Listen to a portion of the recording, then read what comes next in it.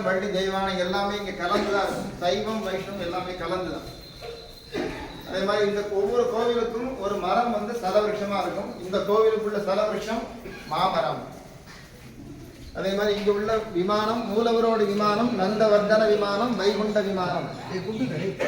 நந்தவர்தன விமானம் வைகுண்ட விமானங்கிற விமானத்தோட பெயர் ஸ்தலவிருஷம் மாமரம். ஸ்தலவிருஷம் மாமரம். கோவிலுக்கு பக்கத்துல இருக்கக்கூடிய பெரிய குளம் சேற்று தாமரை குளம். அந்த குளத்தை வந்து இப்ப 11 படி வந்திருக்கு. இன்னொரு 2 படி மேல வரும் பொழுது இந்த இடத்துல இருந்து பூமிக்கு அடியிலேருந்து ஊற்றி வராங்க. கோயிலுக்குள்ள எல்லா இடங்களிலும் தண்ணி வந்துருக்கு. அந்த தண்ணீரை நடந்துதான் எல்லாரும் நடந்து உள்ள வரணும். ஏன்னா பெருமாள் கோவில் இருக்கக்கூடிய இடமே இது வந்து குளம் தான். இன்னமும் அது வருஷம் பார்க்கலாம். அந்த குளத்துல நீர்மட்டம் 13 படிக்கு மேல வரும் பொழுது கோயிலுக்குள்ள தண்ணி வந்து மகாலட்சுமி சுரூபம் அமர்ந்த திருக்கோலம் சதுர்புஜங்கள்ல இங்க தாயார் ஆண்டாள். இங்க வந்துருங்க. இங்க தாயார் ஆண்டாள் மகாலட்சுமி சுரூபம். தாயார் ஆண்டாள்ங்கிற எண்ணம் பூதேவி அம்சம் தான். ஆனா அவளுக்கு ஆண்டாள்னு சொன்ன உடனே நின்ற திருக்கோலம் அந்த கொண்டை கிளி இந்த 3 மக்களுக்கு ஞாபகம் வரும். ஆனா இங்க மட்டும் என்னன்னா தாயார் வந்து மகாலட்சுமி சுரூபமா அமர்ந்த திருக்கோலத்துல சதுர்புஜங்கள்ல மகாலட்சுமி சுரூபம் இங்க இருக்கு. என்ன சொல்லி இங்க ராமர் சீதா லக்ஷ்மணர் இங்க ஆஞ்சநேயர் இருக்கும். அந்த கர்ப்ப கிரகத்துக்கு உள்ள மண்டபத்தில் அங்க ராமர் சீதா லக்ஷ்மணர் உற்சவமூர்த்தி அங்க இருந்தாலும் அங்க ஆஞ்சநேயர் அங்க இருக்க மாட்டார். இங்க மட்டும்தான் ஆஞ்சநேயர் இருப்பார்.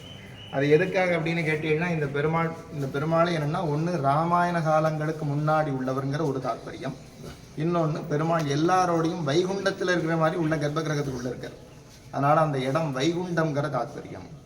ஏன்னா ஆஞ்சநேயர் வந்து ராமாவதாரம் முடியும் பொழுது நான் வைகுண்டத்துக்கு வரலை அப்படின்ட்டார். அதனால அந்த மண்டபத்துக்குள்ள ஆஞ்சநேயர் எங்கேயும் கிடையாது. இங்க மட்டும்தான் ராமர் சீதா லக்ஷ்மணன். இங்க ஆஞ்சநேயர் இருப்பார். இவ வந்து வர்ணகலாப மூர்த்தின்னு பேர். இவாளுக்கு திருமஞ்சனங்கள்லாம் எதுவும் கிடையாது.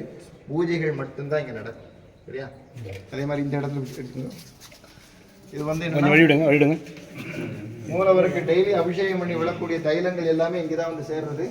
அந்த உள்ள மடையில வந்துட்டு இருக்குல்ல, அது வந்து எண்ணெய், பால், தயிர், மஞ்சப்பொடி, திரவியப்பொடி, சந்தனம், பன்னீர், தீர்த்தம் எல்லாமே இங்கதான் கிடக்கும்.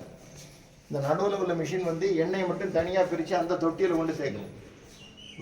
எண்ணெயும் தண்ணியும். ஆமா, இது வந்து மிஷின் எண்ணெயை பிரிக்கக்கூடியது. அந்த இது வந்து அந்த எண்ணெயை மட்டும் பம்ப் பண்ணி டைரக்டா எண்ணெய் கிணறுக்கு அனுப்பக்கூடிய எண்ணெயோட கிணறுக்கு. அதே மாதிரி மிச்சம் உள்ள தண்ணி எல்லாத்தையும் இந்த மோட்டரை வச்சு பம்ப் பண்ணி வெளியில விட்டுருவாங்க. இந்த இடத்துல மொத்தமா சேரும். அது எண்ணெயை பிரிக்கக்கூடியது, அதை பம்ப் பண்ணி கிணத்துக்கு அனுப்பக்கூடியது. இது மிச்சம் உள்ள தண்ணியை கிளியர் பண்ணக்கூடியது.